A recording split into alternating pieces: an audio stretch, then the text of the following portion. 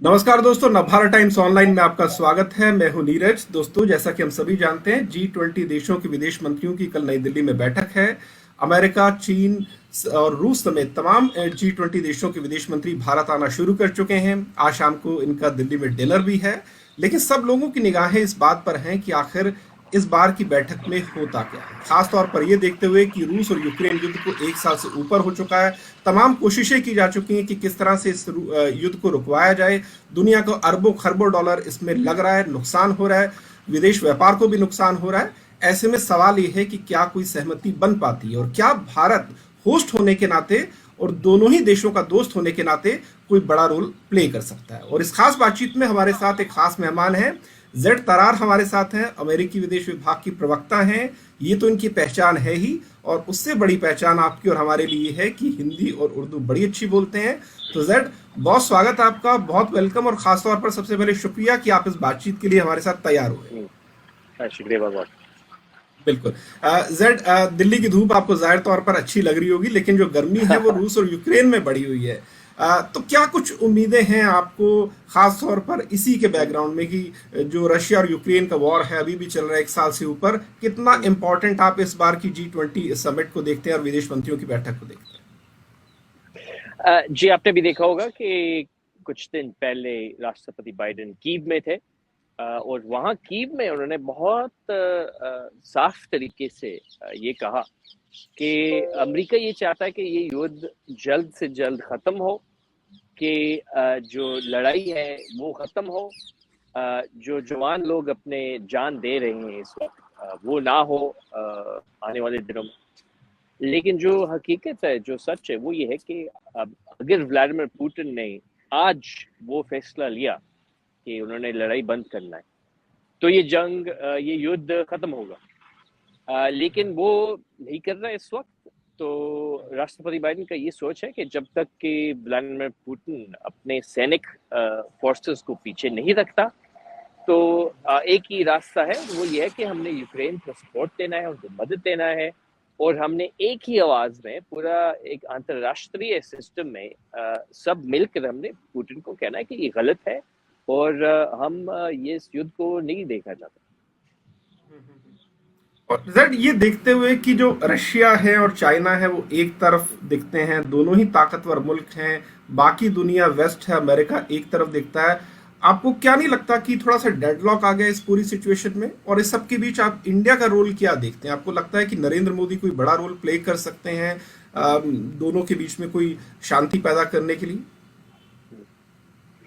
राष्ट्रपति बाइडेन का ये सोच है कि असल में ये जो मेरे ख्याल में हम एक आइडिया देख रहे हैं, या एक सोच है पूरे विश्व में, कि शायद अमेरिका एक तरफ है और चीन दूसरी तरफ है, कि वो ठीक नहीं है, ये कि वो गलत है। कि राष्ट्रपति बाइडेन ये नहीं चाहते कि हर जो देश है वो चुने अमेरिका या चीन। हम नहीं समझते कि ये ठीक है, हम नहीं समझते कि ये किसी के फायदा में है, क्योंकि जो जो सच है वो ये है कि बाइडेन सरकार ने बहुत सोच समझकर इस रिश्ता को, ताल्लुकात को संभालना है चीन के साथ।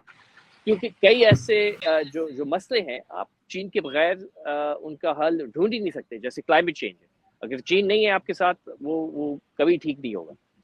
ये कहते हुए आप भी जानते हैं कि कई जो चीन की राजनीति है वो बिल्कुल ठीक नहीं है, कि वो अंतर्राष्ट्रीय मयार पे नहीं है, कि वो कानून के बाहर है।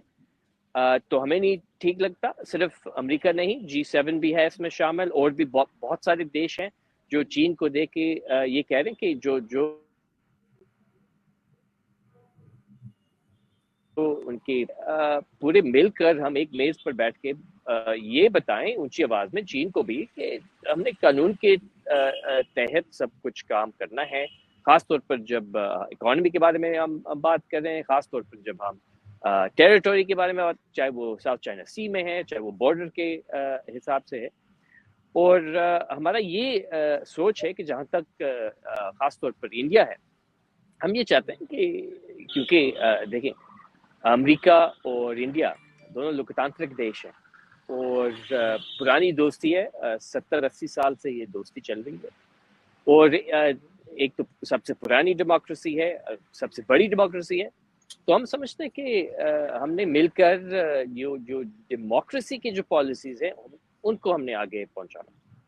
जेड, मेरा एक सवाल था कि क्या इसमें इंडिया जो है, जो रूस का भी अच्छा फ्रेंड है और दोनों के बीच में काफी इस समय तेल को लेकर के व्यापार भी बढ़ा हुआ है, तो क्या इंडिया रोल प्ले कर सकता है यूक्रेन युद्ध में पुतिन को हमले रोकने के लिए? राष्ट्रपति बाइडेन का ये कहना है और ये उम्मीद है कि सिर्फ इंडिया नहीं बल्कि पूरी जो अंतर्राष्ट्रीय सिस्टम है, खासतौर जो हमारे सहयोग हैं, कि वो भी पुतिन को साफ तरीके से बताएं कि वो जो कर रहा है यूक्रेन में वो ठीक नहीं है, गलत है। वो बम मिसाइल आम मासूम लोगों तक पहुंचा रहा है।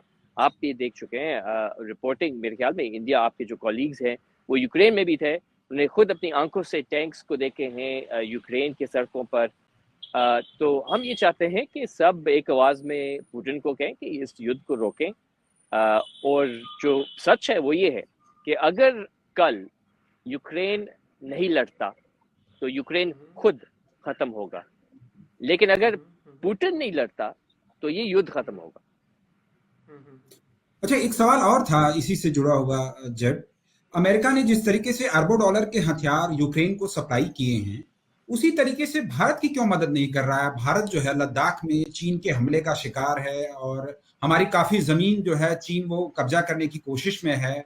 आप हमारी मदद क्यों नहीं कर रहे हैं? हमारे साथ एक ऑकस डील क्यों नहीं कर रहे हैं? हमें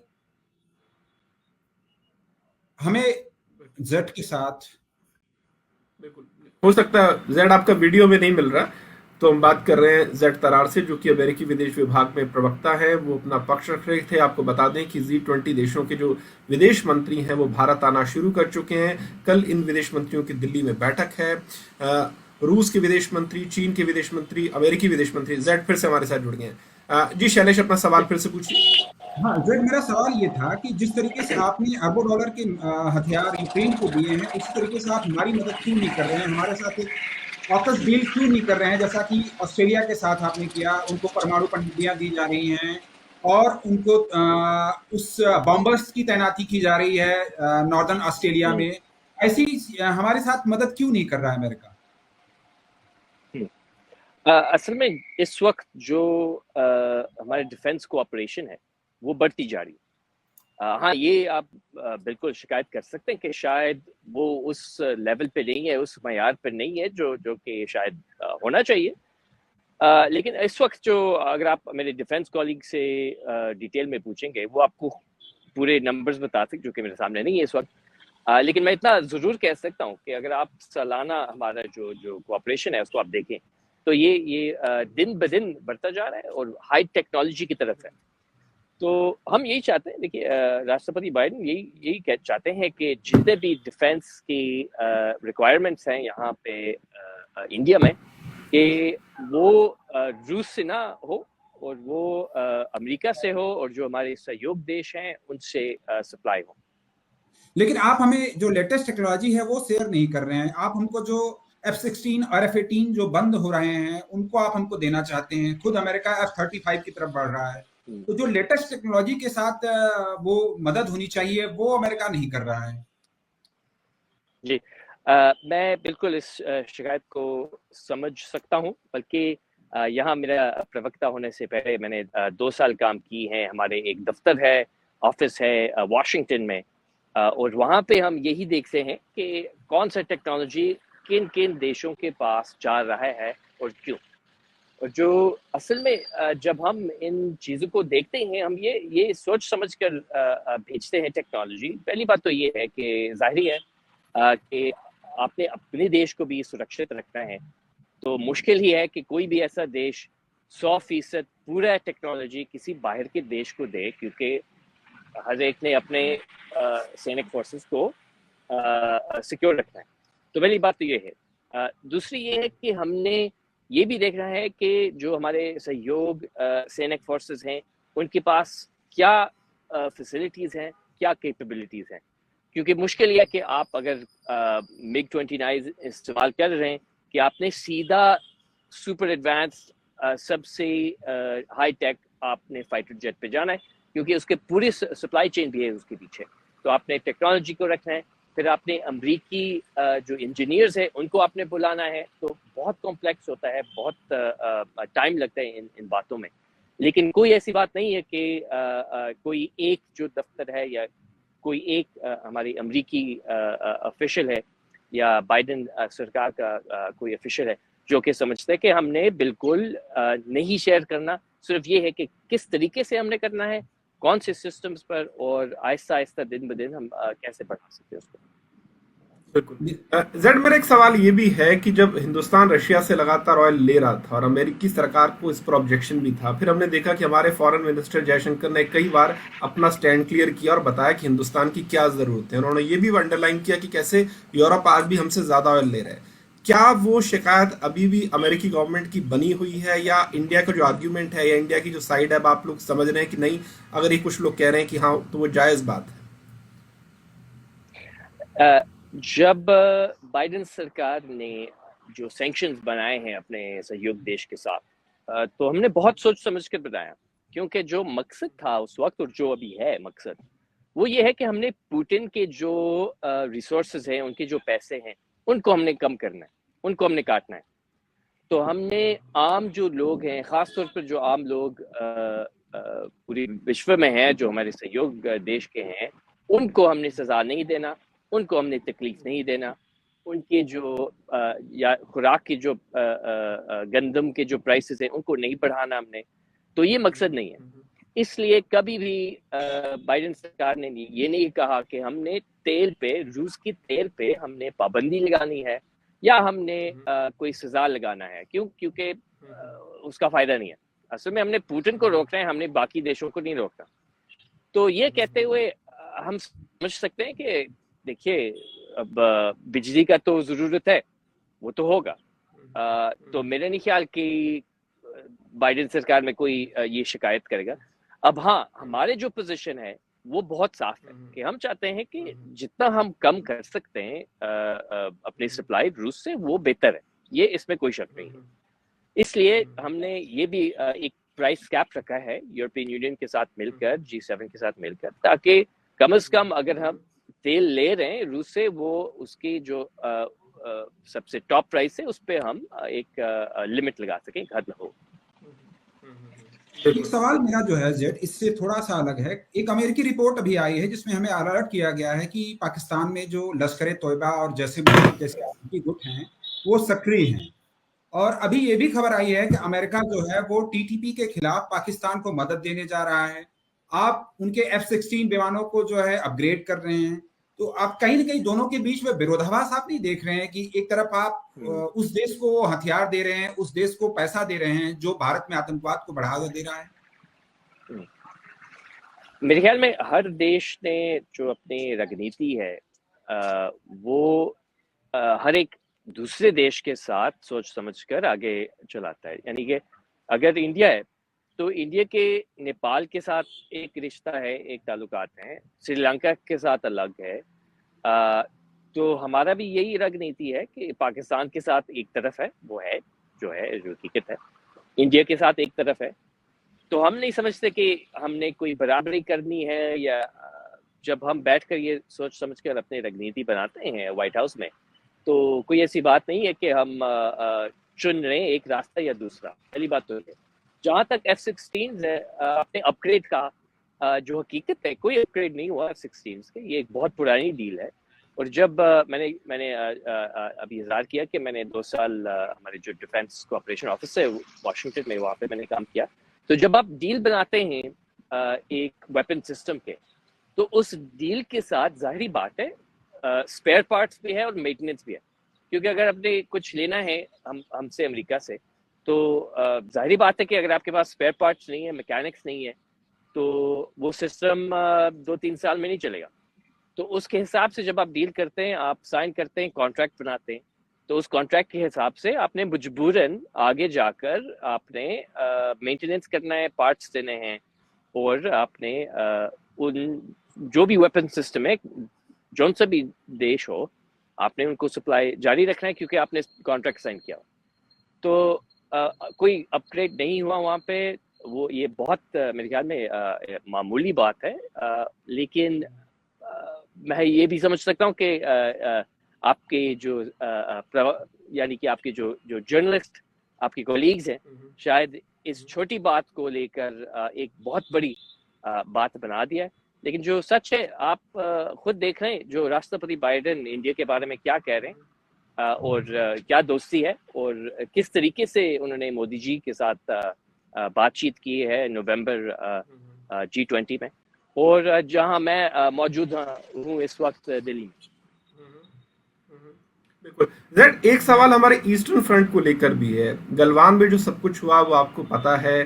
चीन लगातार ईस्टर्न फ्रंट पे एग्रेसिव बना हुआ है। भारत सरकार भी चीन को कह रही है कि आपकी आर्मी जिन भी एरियाज पे गई उन्हें खाली करो और पहले वाला स्टेटस मेंटेन करो। अमेरिका का इस पूरे इशू पे क्या स्टैंड है, और चीन की इस अप्रोच को क्या अमेरिका देख भी रहा होगा जाहिर तौर पर? क्या कुछ करने का या कुछ कहने का इसमें इरादा है चीन अमेरिका का?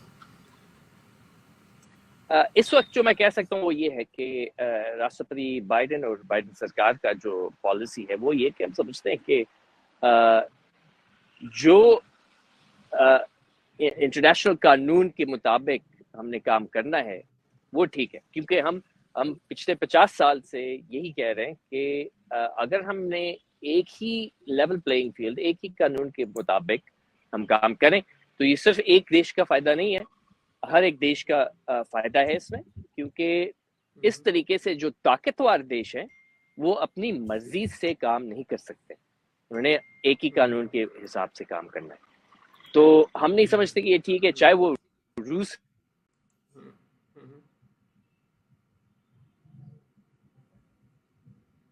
जेड तरार से हम बात कर रहे हैं। थोड़ा सा सिग्नल का मसला है, हम उनसे सवाल पूछ रहे थे चीन के रवैये को लेकर। चीन जिस तरह से भारत के लद्दाख के खासतौर पर एरिया में जो एग्रेसिव बना हुआ है, उसने कुछ ज़मीन कब्जाई है। गलवान में भी चीन का जो रवैया रहा था उस पर हम जेड से जानना चाह रहे हैं कि अमेरिका आखिर इस पूरी सिचुएशन को किस तरह से देखता है और अमेरिकी सरकार इसे किस तरह से हैंडल करने के बारे में विचार कर रही है। जेड से तकनीकी वजह से अभी संपर्क टूट गया, हम वेट करते हैं उनका, क्योंकि हम उनकी मसरूफियत भी समझते हैं, उनकी व्यस्तता भी समझते हैं। अगर वो जुड़ते हैं तो उनसे हम एक सवाल और करेंगे। जेड फिर से हमारे साथ जुड़े हैं। जी जेड। सॉरी मैं कट गया, वापस आ गया। हाँ बिल्कुल जेड।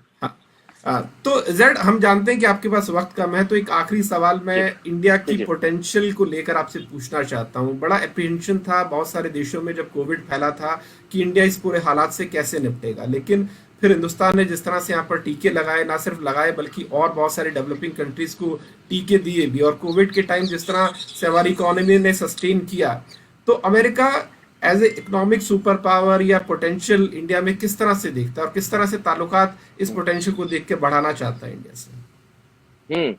आपने भी देखा होगा कि जो व्हाइट हाउस से हमने बयान किया कि जितने भी हमारे बड़े प्रायोरिटीज है इस वक्त, चाहे वो हेल्थ की तरफ है या जो कोविड के टीके हैं, वो सब जो है इंडिया का एक भूमिका है उसमें। तो मेरे ख्याल में कोई इसको इनकार नहीं कर सकता। जैसे मेरे ख्याल में कोविड वैक्सीन को एक मिसाल के तौर पर हम ले लें, मेरे ख्याल में 1 बिलियन के करीब कोविड वैक्सीन यहाँ इंडिया में बने गए हैं। तो सिर्फ उसको लेके आप देख लें कि शायद जो हम मुस्तकबिल में फ्यूचर में जो हम देखेंगे वो बहुत ही जो उम्मीद है इस वक्त खासतौर पर बाइडेन सरकार से, वो यही है कि हम मिलकर जितने भी बड़े मसले हैं पूरे विश्व में उनके हल हम ढूंढ सकते। बिल्कुल बिल्कुल जेड, बहुत बहुत शुक्रिया जेड। हम जानते हैं कि आप बहुत ज़्यादा मसरूफ हैं, बहुत बिजी है आपका स्केड्यूल, लेकिन फिर भी आपने वक्त निकाला, हमसे बातचीत की और तमाम मसलों पर बड़ी बेबाकी से अपनी बात रखी। बहुत शुक्रिया आपका, और उम्मीद कर रहे हैं कि दिल्ली आए हैं तो कुछ यहाँ पर आप लजीज खाने का भी मजा लेंगे। तो चलिए, आपका दिल्ली का और इंडिया का स्टे बड़ा अच्छा हो, यही हमारी दुआ है। बहुत शुक्रिया आपका फिर से वक्त देने के लिए। Thank you so much. Okay, thank you जब।